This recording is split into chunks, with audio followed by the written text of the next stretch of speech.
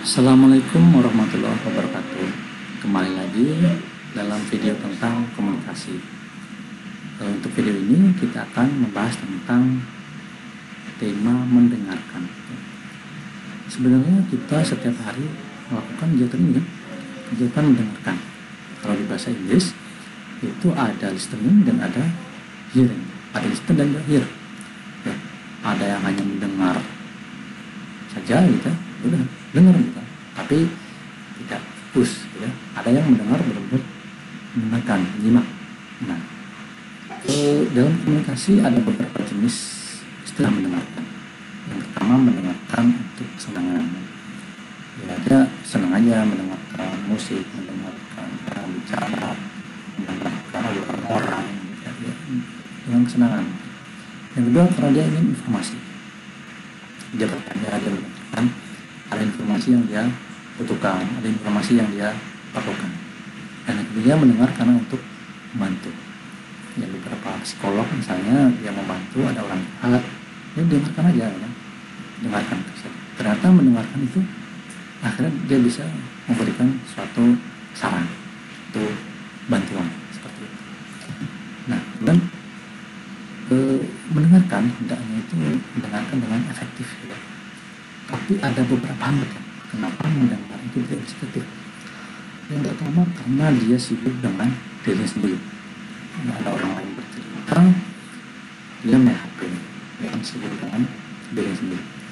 Atau dia punya pikiran yang lain, sehingga dia sibuk dengan dirinya sendiri. Yang kedua, sibuk dengan masalah eksternal. Misalnya ada hambatan sinyal kan, kalau yang lain kan, atau suara yang bising gitu, atau ada cahaya yang silau dan sebagainya. Ini masalah eksternal. Nah, kemudian hambatan ketiga, mempertajam masalah satu sisi. Artinya begini, ketika ada orang berbicara, nah lawan bicaranya ini hanya menanyakan satu sisi saja, tidak mendengarkan secara selesai baru dibahas gitu, tapi baru mendengarkan salah sisi dia sudah nanya lagi. Nah, akhirnya obrolannya tidak selesai, bahasanya tidak selesai karena kebanyakan mempertajam salah satu sisi tadi. Kemudian yang keempat adalah asimilasi. Nah, asimilasi ini adalah merekonstruksi pesan sesuai dengan persepsi dia. Dia terlalu menilai pesan itu sesuai dengan anggapannya di sini. Padahal belum tentu sudut pandangnya sama dengan yang pembicara sampaikan. Nah, ya, seperti itu. Kemudian faktor kawan atau lawan. Karena kalau dengan kawannya dia mendengarkan, tapi kalau dengan orang yang tidak dia sukai, akhirnya dia tidak terlalu mendengarkan. Nah, kemudian yang telah diharapkan tidak sama dengan tadi komunikasi efektif ya. Temanya tidak suka, maka dia tidak terlalu gubris. Jadi ini menjadi hambatan dalam mendengar efektif. Nah, bagaimana sih caranya mendengar efektif? Nah, yang pertama adalah partisipatif dan pasif. Maksudnya seperti apa? Nah, partisipatif dan pasif artinya kita tuh mendengarkan dengan partisipatif, dengan khusyuk gitu ya, dengan memberikan respon, dengan mengangguk gitu ya, dengan oh ya begitu ya. Tapi pasif. Nah, mendengarkan pasif ini belum tentu tidak bagus ya. Mendengarkan pasif ini maksudnya kita tidak menggiring orang ke dalam tujuan kita gitu. Udah kita dengerin aja sampai si pembicara tadi selesai berbicara gitu ya. Ini partisipatif dan pasif. Nah, yang kedua adalah empatik dan objektif. Empatik itu kan merasakan apa yang orang lain rasakan ya. Kita berusaha untuk memahami. Nah, kalau objektif ini kita tidak bisa menilai kan? Itu jangan menilai dulu gitu. Nah, objektif itu maksudnya ya sesuai yang benar seperti apa gitu. Jangan terlalu membela atau menyalahkan. Nah, yang terakhir tidak menilai dan kritis. Ketika berbicara jangan dipotong, oh kamu gitu sih. Nah, kan sudah menjudge dulu dan menilai dulu, tapi tetap kritis gitu. Nah, itulah mendengar efektif. Ada tiga ya cara mendengar efektif: partisipatif dan pasif, empatik dan objektif, serta tidak menilai dan kritis. Kemudian contoh mendengar aktif.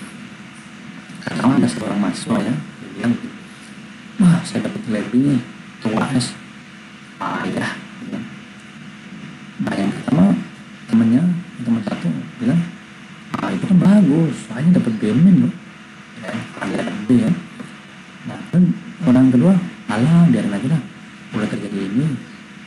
Orang kedua, orang ketiga, harusnya kamu senang dong, itu kan bagus. Nah kemudian orang pendengar keempat ya, orang keempat, kamu dapat B, sepertinya kamu kecewa ya. Nah mana yang merupakan mendengar aktif?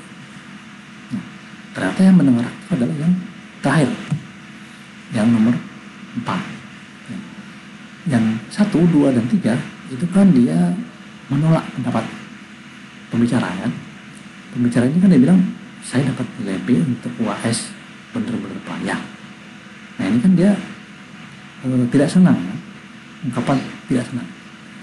Yang nomor 1 itu kan harusnya kamu senang dong. Nah kan? Jadi dia bertolak belakang pendapatnya. Yang kedua juga seperti itu, ngapain sih dipikir gitu kan.